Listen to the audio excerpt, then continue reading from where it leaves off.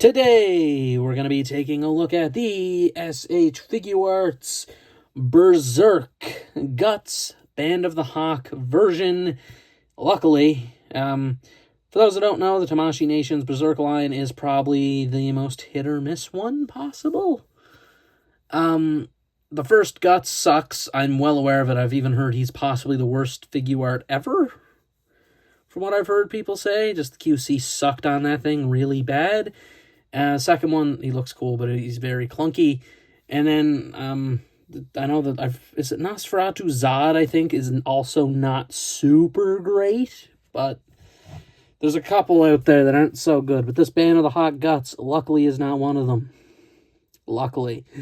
This is the one I wanted the most, as this is the Golden Age Arc Guts, and it's very nice. On the side of the box, we have the image of Guts, Band of the Hawk. We got some poses on the back showing the different heads and faces. A very nice picture on the side. The one on the front, though, is almost like it is a drawing, which is very good. And it's just a very, very good-looking box. And I'm being honest, this is genuinely one of the best figure art box designs, I think, in general. I don't know if there's really anything better than it that I can think of. But that is essentially that. Let's get him out. And getting Guts out of the packaging, we do have a lot of his accessories here. So we have his faces down at the bottom, his hands, the dagger without the blade, his sword, obviously. On the back in a baggie is his cape. And then we have the figure, his dagger, and then his helmet all up there. So let's break him out.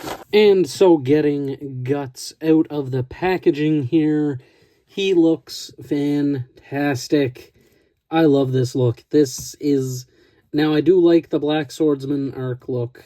I do love that design, but man, do I really like the Band of the Hawk design. It's just so normal, you know? It's just kind of like a knight, or even gladiator-ish, and that's kind of what this area of time really was just knights and castles and...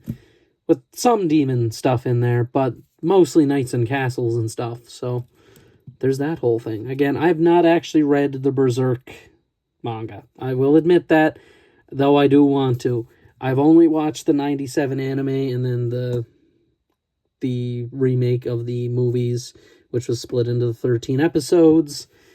I've watched that, but that is really it. I haven't watched that other show because I've heard it's bad, but this figure is great, and that's from my favorite part of what I know of Berserk at this point, which is that Golden Age arc. And the look here, like I said, is great. The paint is phenomenal. Taking a look at the arms, there's the nice silver metallic on the armor, and then there is this nice shading applied to the skin tones on the figure. It's a lot more evident on the right side because it's his bare skin, and not with the gauntlet. As you can see, there's a lot of this kind of nice shading in there, and it looks really, really good. The torso looks very nice. There's a lot of patina to the armor, and a lot of nice detailing. The straps are very well painted, and quite frankly, it looks quite nice. These little side parts down here are actually on fabric, so they actually move quite well. So when the legs are straight in the kind of like he's just standing there, they go straight. But if you do this, they will move pretty fluidly instead of them being, you know, on a hinge where it'll get like stuck up or something like that, which is a lot better of a system than what they've done for kind of side armor portions in the past. A la like Captain Ginyu from Dragon Ball. That's the one I'm thinking of.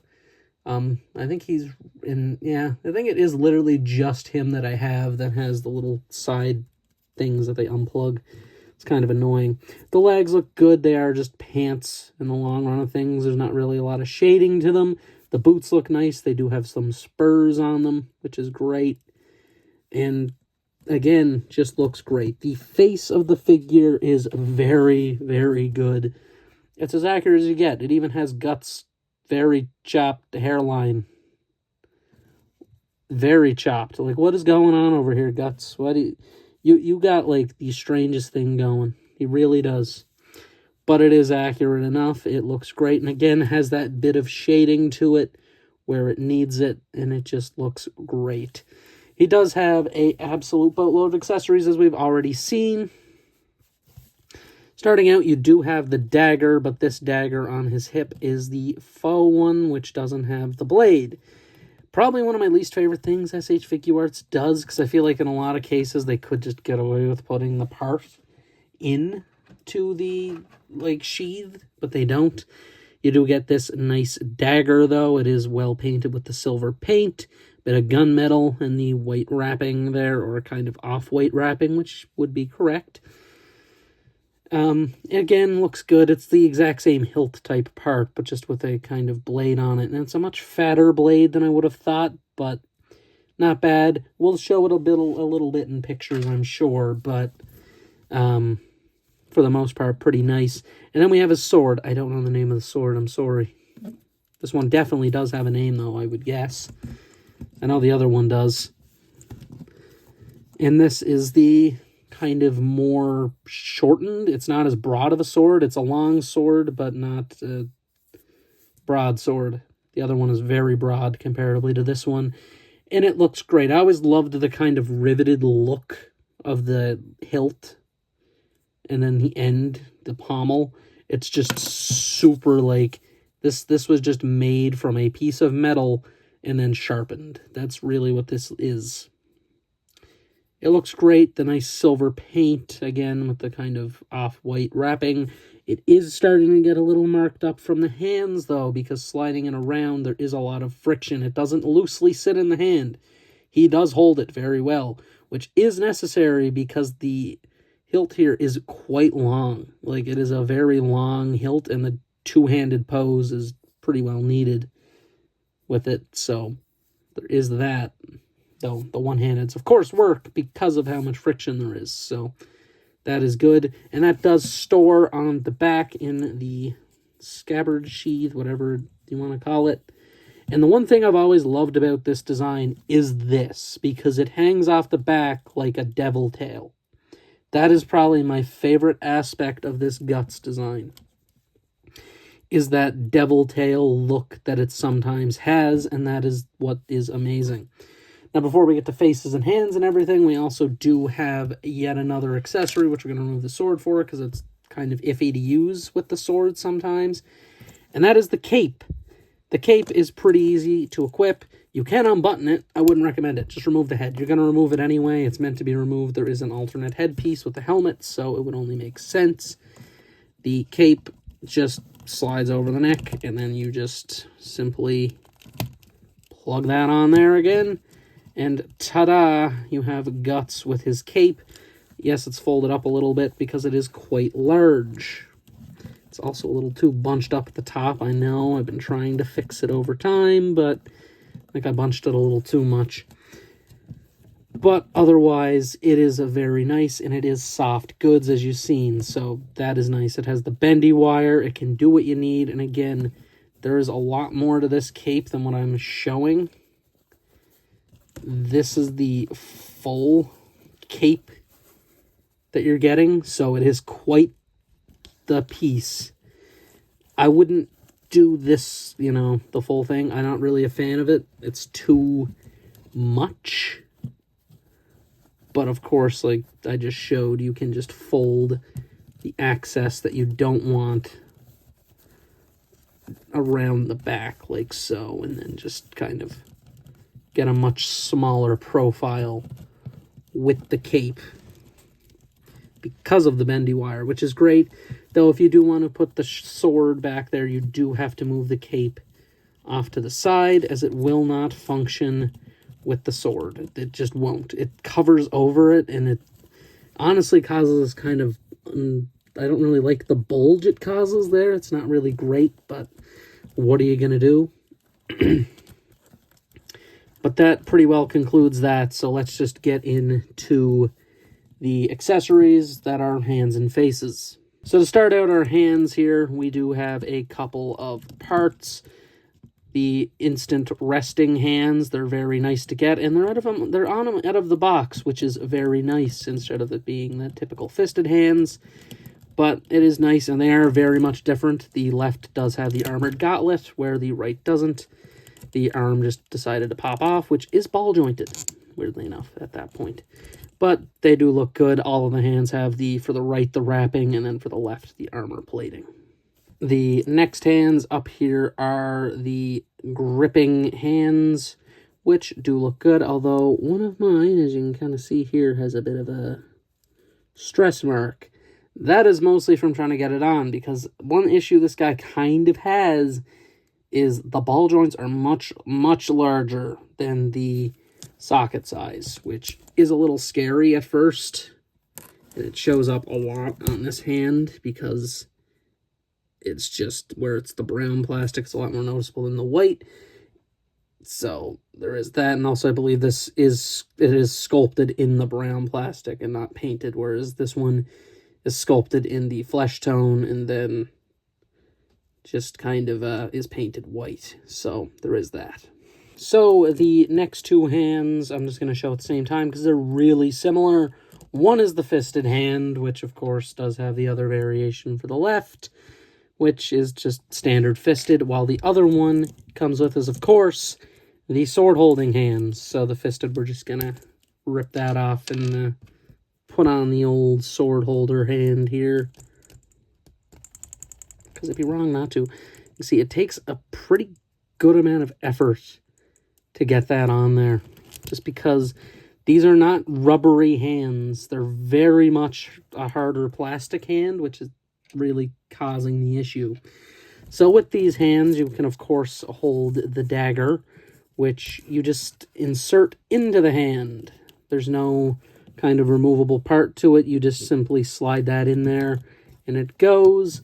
Looks pretty good. With the sword, however, you do have to remove the base of the sword, the pommel. That's the typical way that they always tend to do them here for swords, is you always have to remove the pommel, unless it's like a pretty straightforward grip. But other than that, that's how you do it. And yeah, that looks more correct with the blade here. That looks very correct, holding the sword. And as stated, if you do want to get the two hands, fairly easy time to do that.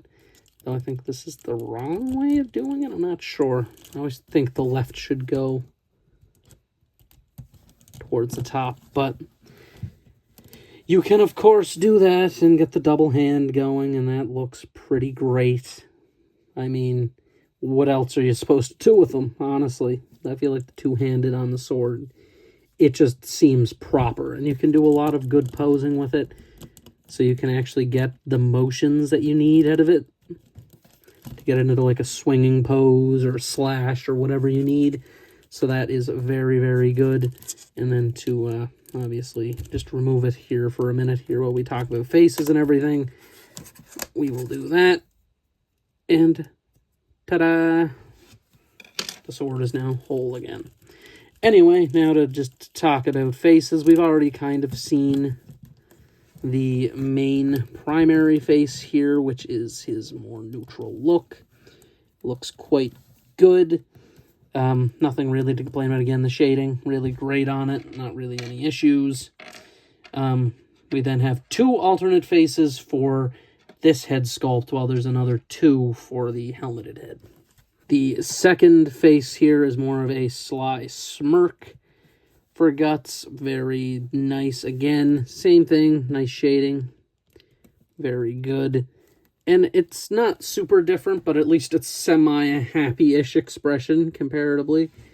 This is not a very happy man. This is a point when he was kind of happy, though, so at least there's that.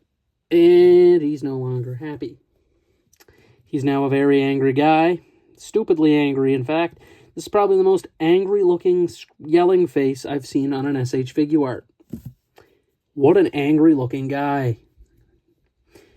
Genuinely great face sculpt, though. The emotion here genuinely looks like he is furious. So at least there's that. And the shading, again, phenomenal. Again, they're nailing the shading on this figure. I don't know what it is, but they've absolutely nailed it. It's great. Now we have the next head to talk about, which we're just going to swap the face back to a neutral one instead of being angry. Yes, that is how the face swaps. You just simply pull, which is kind of a breath of fresh air, because a lot of the faces often have the whole, you gotta remove the bangs and then put the face on, so pretty nice. We then have his helmet, which would be a great accessory on its own if it didn't have ears attached to it. What were they thinking with that? I know what they were thinking, but I wish there was a way to hide it. There's not really a way to hide the helmet ears, which is a shame. You can kind of do it, but not in a great way. You can, like, sort of do it. I mean, in this pose, you're not going to see it, so there is that. But, yeah, it kind of sucks they put helmet ears on there. The head swap is fairly simple, as we've seen earlier. You just remove the head. But the helmet doesn't come with a face in it out of the box. You do have to install one of the two. One of the faces here is, of course, a neutral face. You're not going to give him, again, another random looking face for his helmeted look. You got to give him a neutral one, because this is the other display option. You're not going to give him two weird faces for the helmet when the other ones don't function. And yeah, it looks good. You can put up the visor if you want, or put it down. But it does worry me with the visor, however, that the nose paint is going to wear. That is a fear of mine. That is, I kind of have. But again, it looks great. You have a little bit of hair sticking down, which is accurate, and it just looks good. I like Guts' helmet, don't get me wrong. I will say Griffith does have the more iconic helmet. That's the only compliment I will ever give Griffith, is that his helmet is at least cool. That is it. That's the only compliment I'm giving Griffith, ever. I hate Griffith. I think everybody hates him. Everybody does. But we have one more face to look at for this variation here, which is pretty simple. And that would be the Teeth Grit angry face. He doesn't look nearly as furious here. That unmasked yelling head is furious. This one just looks angry. This looks like in the heat of battle type thing, where the other one looks like, I'm going to murder you because you did something horrific to me. Surely nothing horrific could ever happen to Guts, right? Surely. But, yeah, this is a nice-looking face as well. The visor, once again, goes down, but it doesn't go down as far on this face, and it is in there. It is seated correctly. It just seems like it doesn't go down as far on this one, but nonetheless, still looks really good and really, really nice. And that concludes the accessories, so now we just got to talk articulation here for Guts, which, pretty good. And so for Guts articulation here, we have a nice ball joint at the head with the swivel. Obviously, very good motion. Arms move forward and back. There's a great butterfly joint in there. There's a ball joint on this shoulder pad, along with a hinge. Do watch out, because it will come off on certain occasions. Again, there's a ball joint in the bicep, which we seen when the arm came off earlier. And then a swivel, double elbow, rotation at the wrist, along with a hinge joint there.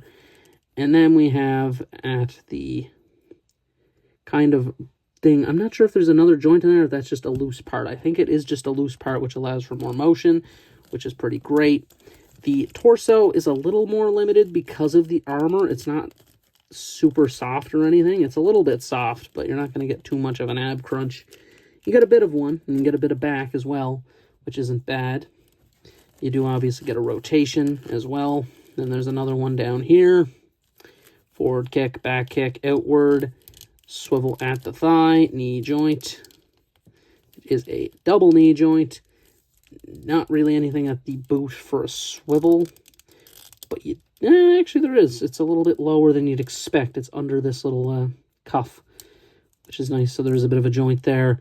Tilt at the foot, forward, back, toe bend, and that'll conclude that. So pretty standard for a figuart, and he seems to move like a dream. So there's not really much more to talk about here other than my final thoughts here on Guts. This figure is genuinely amazing. I love this thing. It is such a good figure. And will I end up getting the Casca and Griffith they announced? Griffith? I don't know if I'm saying it right again. But Yeah, I might, just for companion pieces, really. I know Casca comes out this month, so there is that. Yeah, this figure just looks great. It really does. It does everything you want. I don't think they really missed anything accessory-wise. Like, maybe another couple faces, but that's it. Like, even that's not really a complaint. They gave you the helmeted head. They give you the different faces for the helmeted head, which is more than I can do for certain other figures when they include alt heads. Usually I only give them one face. So that's nice. Again, every line but Dragon Ball gets absolutely amazing accessory counts. As soon as you get to the Dragon Ball line, yeah, a couple fists, a couple faces, we're good. But yeah, this thing is amazing. I don't really have any issues with it, any major issues. So far of 2026, my favorite figure I've got so far, mostly because I've only really gotten Marvel Legends so far this year. Like, a lot of X-Men. A lot of them. In fact, when I got him, I got Banshee. So I can't escape them. But, again, great figure. Couldn't recommend him enough. Especially if you're a Berserk fan, this is the one you want. This is the guts that you want to get. Do not go for the other two. This is the one. If you want it, again, price a little steep, but that's figuarts at that point, unfortunately. But in my opinion, you can't really get any better. This one has it all. Genuinely, like, if it didn't have the soft goods cape, that might have been a big critique, but it has the soft goods cape, so no real critiques. There's nothing I can really say to be like, oh, avoid it, No, if you are a major fan of Berserk and you want a Guts figure, this is the one I would recommend. It really is. This is the one I'm recommending. Absolutely, wholeheartedly, without a doubt. It is perfect. 5 out of 5. Easily a 5 out of 5. I was hyped for this figure when they announced it. Took a bit for me to get it because it was out of stock everywhere, and then Amazon stocked it one day. So I was like, okay, now's my time. But 5 out of 5. That is it for my review of SH Figuarts Berserk Guts Band of the Hawk variation. This has been Eilt signing out.